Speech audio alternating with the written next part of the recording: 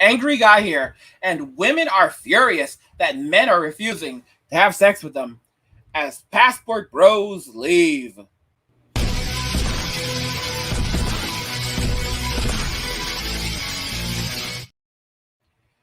Women are furious that men are refusing to have sex with them as passport bros leave. Let's just go ahead and jump right into this article. It's pretty unbelievable. So, as you can see, it's titled Nobody Should Care About a Woman's Body Count. Popular internet personalities are peddling repressive, misogynistic ideas to their youth male fans. This was written by Helen Lewis, a woman.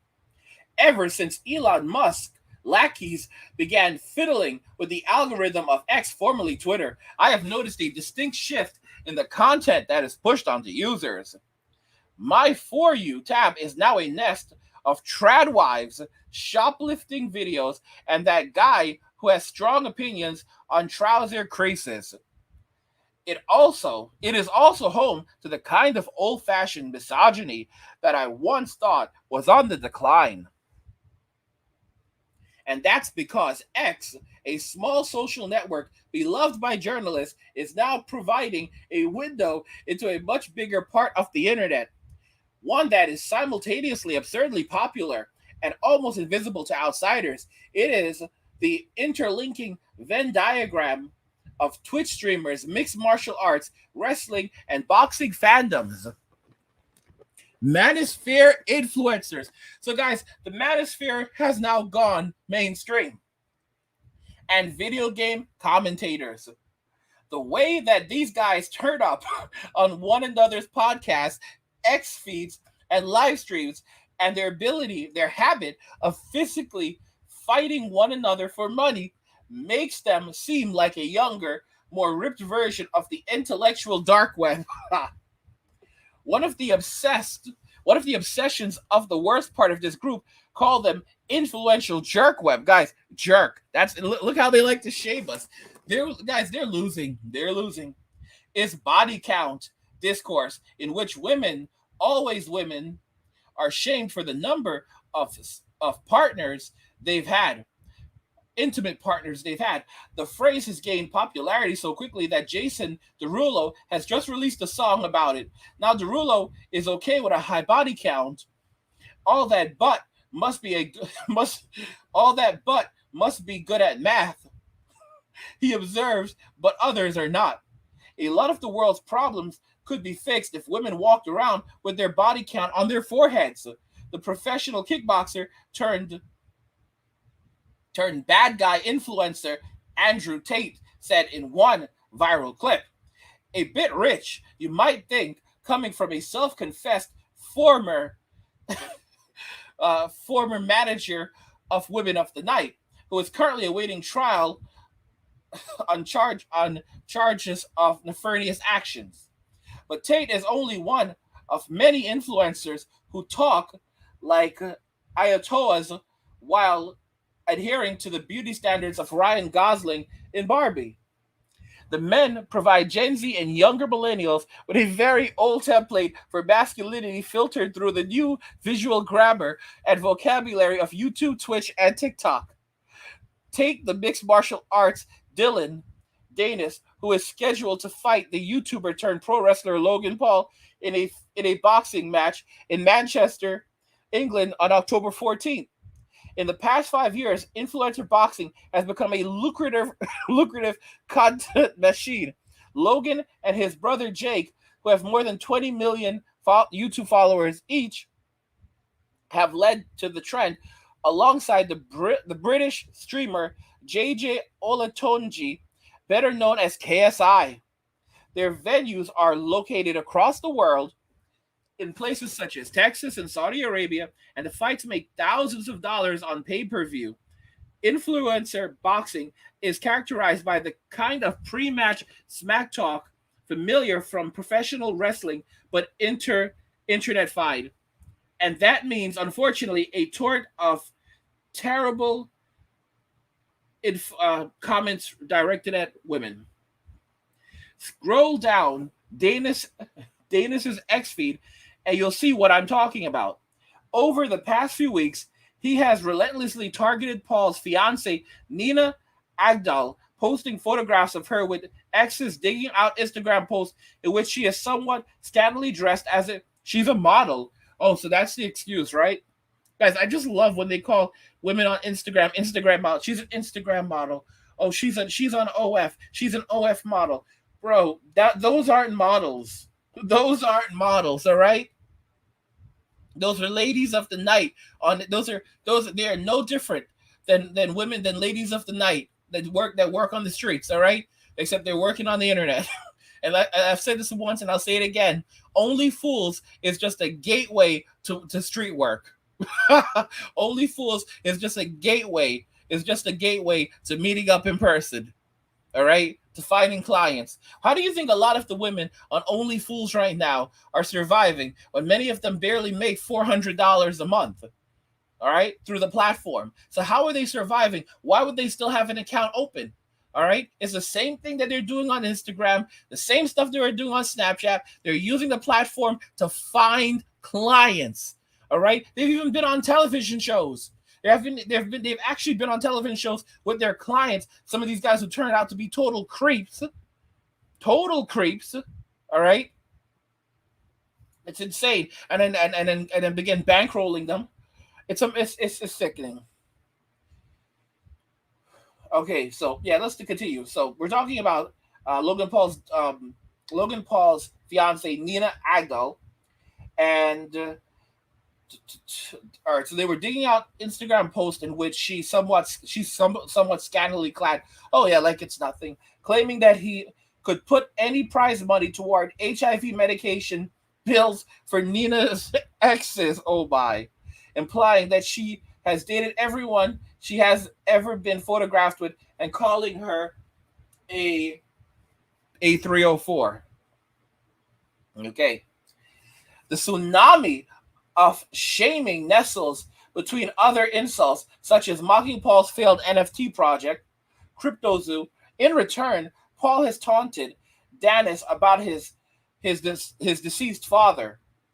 Most fans will therefore see the cracks about Nina Agdal, a professional wrestling style kayfabe, building up the hype for the fight so that Paul is trying to not just win the match, but defend his honor. This is a load of baloney, guys. A load of baloney. Total load of baloney. This is madness, all right? Pro wrestling is a highly choreographed sport. Many fights are billed as grudge matches, and the Paul brothers' internet era innovation has been to bring its obsession with storylines to boxing. In 2019, Logan Paul claimed at a press conference that KSI's family didn't love him.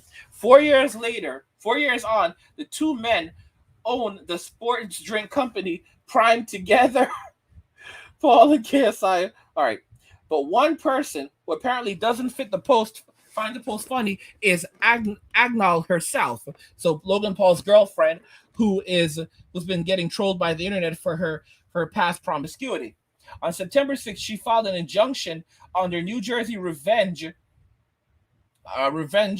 laws, accusing Danis of posting a non-consensual explicit photograph of her, displaying full frontal imagery to millions of social media users in the course of a relentless, ongoing, so full frontal unclothed imagery to millions of social media users in the course of a relentless, ongoing campaign of cyber harassment and bullying against her. She'll lose, so she will actually lose that. Just to make it very, very clear, because if it was already a picture that's available in the public domain, then yeah, she was granted a temporary restraining order. Danis deleted that photo, but falsely claimed that Agdal was trying to put him in jail. She is seeking damages. See, this is how they work, guys. This is how it works. She can't beat him, so she's filing a civil case against him. All right? Because if you don't do anything illegal, what they do is they file a civil case against you, and that's how they go after you. This is actually wild. He added in a post that, according to X, has been viewed 18 million times. Danis presented the lawsuit as his opponent's camp trying to tank the October 14 fight, adding, Logan Paul is a deceased man walking.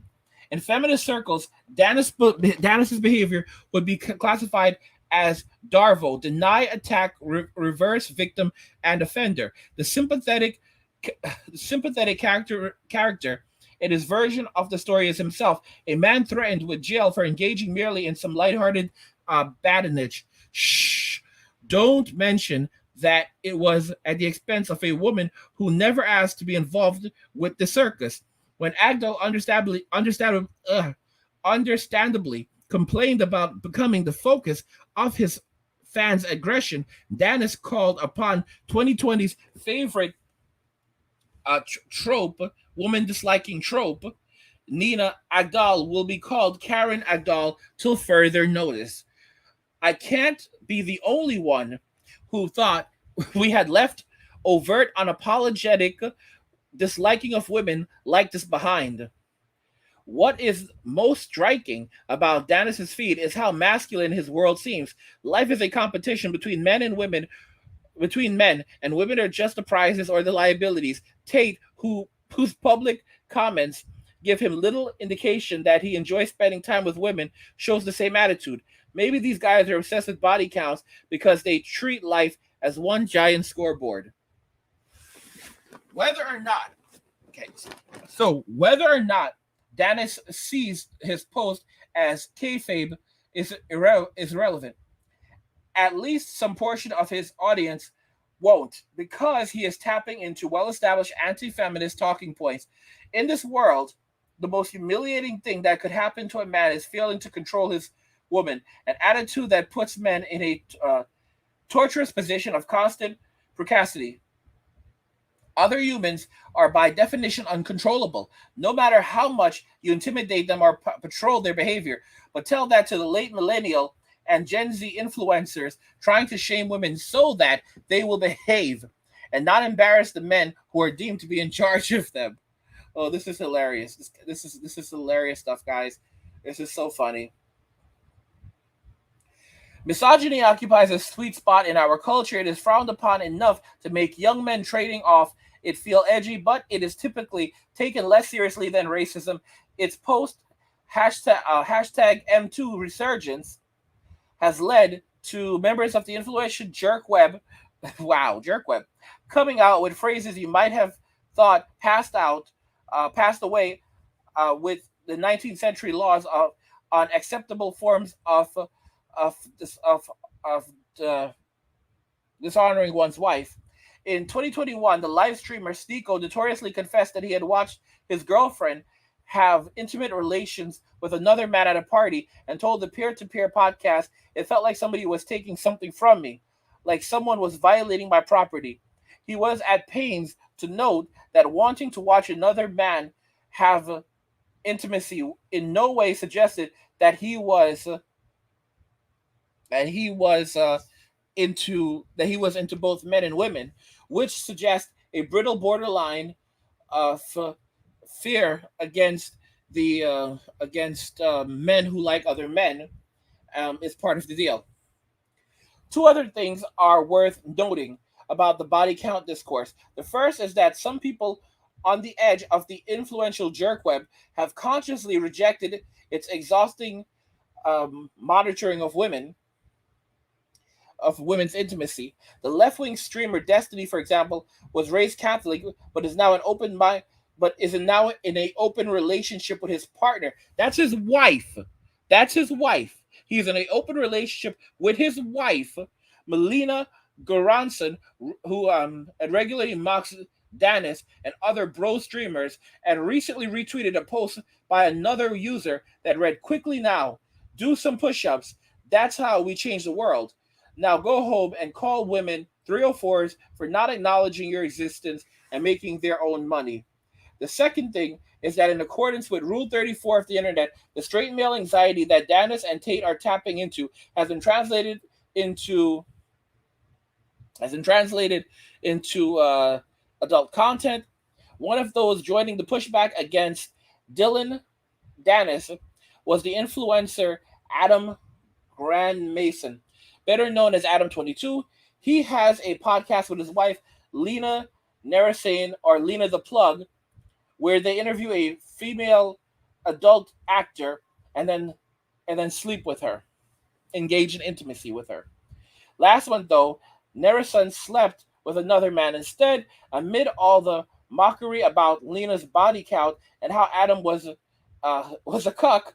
The video went viral, so viral that he bought her a $400,000 Lamborghini to celebrate its success. Tate criticized them, telling the former Fox News host Tucker Carlson that this is what the Matrix wants from you as a man. They want the woman in charge and the man below with no backbone. I would argue in nearly any household where the female is dominant, everyone has been properly inoculated. Unfazed, the couple went on a podcast with Tate and invited him to take part in a threesome. Tate declined. Guys, the person writing this article seems to think that she is going to find support. This sounds terrible. It's like what she's presenting here. She's like, oh my gosh, look how terrible these guys are. They are all right. A healthy relationship. A man who is in an open marriage is in a healthy relationship, and young men should be taught that to be in a that is what is that's an example of a healthy relationship. All right, Destiny is the example of a real man. His wife is in there. He's in a open marriage. His wife does whatever she wants to, and she has an OnlyFools. All right, she's on one of those platforms that are similar to OnlyFools. She has an OnlyFools. All right, she's on OnlyFools, and this is what they're promoting. This is what they're promoting. All right, let's continue. Okay, so it says, unfazed, the couple went on a podcast with Tate and invited him to take part in the threesome. Guys, do you see how terrible this is? How terrible this is? This is what they're promoting. They're telling saying young men should be secure with this type of thing. All right, young men should be secure with should look up to people who are engaged in degeneracy. Adam 22 is someone that young men should look up to and respect, and his relationship with his wife and how his wife operates. We should respect guys like Destiny and Adam 22. I don't know how this is. The intense interest in Grand Madison and Nessarian's relationship makes sense. If the worst thing you could say to a man is that his partner is a 304, then there's money on the table for whoever will admit to reveling in his wife's high body count. And that's the real lesson here. The internet has smashed all kinds of taboos, but without taboos, how can people feel the thrill of breaking them? The influential jerk web has brought back shaming, not just to control women, but to extract pleasure from doing so. All right. Helen Lewis is a staff writer at The Atlantic. Cancel, guys. This is where we're at right now. This is the insane reality that we're in. This is the clown world that we're currently living in. And they seem to think that they're going to convince young men. They think they're going to convince young men to go along with this. That's insanity. That's madness. Look at the world we're currently living in. Look at what's happening in other parts of the world right now. Look at the clown world. And here's the interesting thing. As they're ripping down masculinity, they also expect that men are going to rescue us from the catastrophes that we're currently facing.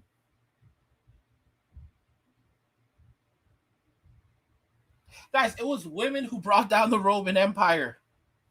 Their actions in the Roman Empire led to the fall of the Roman Empire. And what we're witnessing now is a repeat of this. They are furious that men don't want to engage in intimacy with women who have high body counts. They don't want to marry them. They don't even want to talk to them anymore. A real man does not worry about a woman's body count. You know what Destiny's wife said? She suggested that any man that has a problem with a woman's body count, all right, doesn't want a woman, they want a child. because women have body counts, and the only people that don't have body counts are children. So what does that make you? This is how, guys. This is how sickening things are right now. And this is how low they've fallen, how low they will go. They will try to destroy your reputation. All right? And if you try to sue them, in the end, they'll just walk away. Worst case scenario, it goes nowhere. Most guys won't even have the kinds of money to sue these people, and they'll end up losing more than anything else trying to go after them. So these women will destroy your reputation just because you said that you're not into them. That what they're selling you don't want. You don't want to be in an open relationship. You don't want to sit in the corner and watch as she's being intimate with another man. You won't allow her to boss you around, disrespect you, and do whatever she wants in a relationship. You don't want a person that has been with everyone. All right? It's like 300 Spartans, but in their case, the S stands for something else. It's unbelievable. And I'm making it clear. If you say you don't want us, we are going to shame you. We're going to jump on the internet and we're going to go on the attack. And we're going to call it the jerk web. You're a jerk. You're a jerk. You're a meanie. You're a meanie. What's happening now is that they're losing power. Because as men reject them and say, hey, you know what? We're not going to engage you. We're not going to have anything to do with you. They can scream and holler all they want. But then they start running out of guys to accuse. And the thing is this, the more they accuse other men, thinking that, okay, well, if we just keep accusing these men, then men are going to become silent. No, they're only going to continue. It's like women don't realize it. They think that by trying to oppress guys, they're going to fall in line by shaming men, by falsely accusing men, by destroying their lives, by cutting off their source of income and doing it in a public way. Other men are going to see this and they're going to realize that there are consequences for going against them. And if you don't want to lose your livelihood, if you don't want them to do this to you, then you're going to be obedient and do as they say and be like Destiny and be like Adam 22 and engage in degeneracy and have no backbone. And what they don't realize is that that's not how people work. Guys see this and they're going to run away. Why would anyone in their right mind fall in line with this? What women also don't understand is that life is hard for men. Women are born with their value. Men have to create theirs. Men have to go outside, go out every day and fight hard for everything in this world. And some guys forget about how hard the fight is because it was relatively easy for them. You got guys like IShowSpeed, Destiny, and some of these other guys. It was easy for them because there's a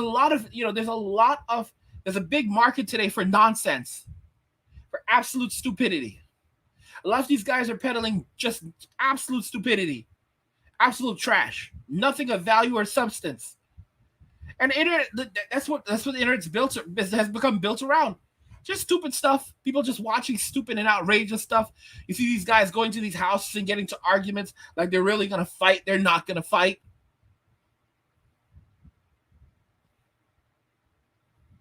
This is what it is. And these women think that, guys, in the jerk, this is it. Like, they don't have anything else, jerk web. Like, guys, they don't realize, men no longer trust them. More and more men, all they have are the simps. And men are looking like, why would I want this? Why would I want this involved? Why would I want to get involved with this? This is disgusting. What, I'm supposed to go and get involved with this? And for example, imagine mothers telling their sons that they're supposed to go and get one of these women. Any son that hears their mother say, You should go and get one of these women. Forget about foreign girls. You should go and get one of these girls. Oh, you can find a nice girl. And the son's like, yeah, mom, all these women are like this. That's misogyny, son. That's misogyny. Yeah, mom, that's not. It's not disliking women. It's saying that I don't want these kinds of women. I want someone who has more morality and decency, and ultimately, it's gonna create problems because like these sons are gonna look at their mothers like, if this is what you're promoting, who are you as a person, mom?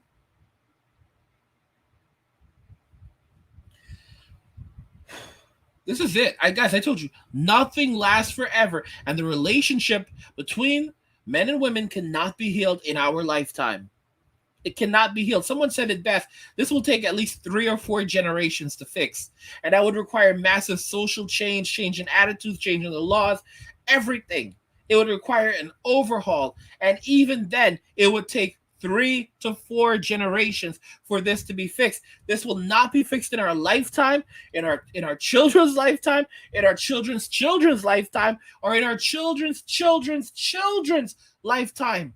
Guys, 3 to 4 generations. Guys, that's about 200 years. That's over 100 years.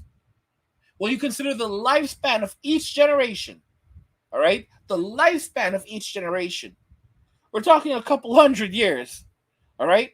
We're not talking about 15 years, all right? Or 20 years. We're talking about a couple hundred years. If we're looking at the lifespan of each generation, we're talking about a couple hundred years.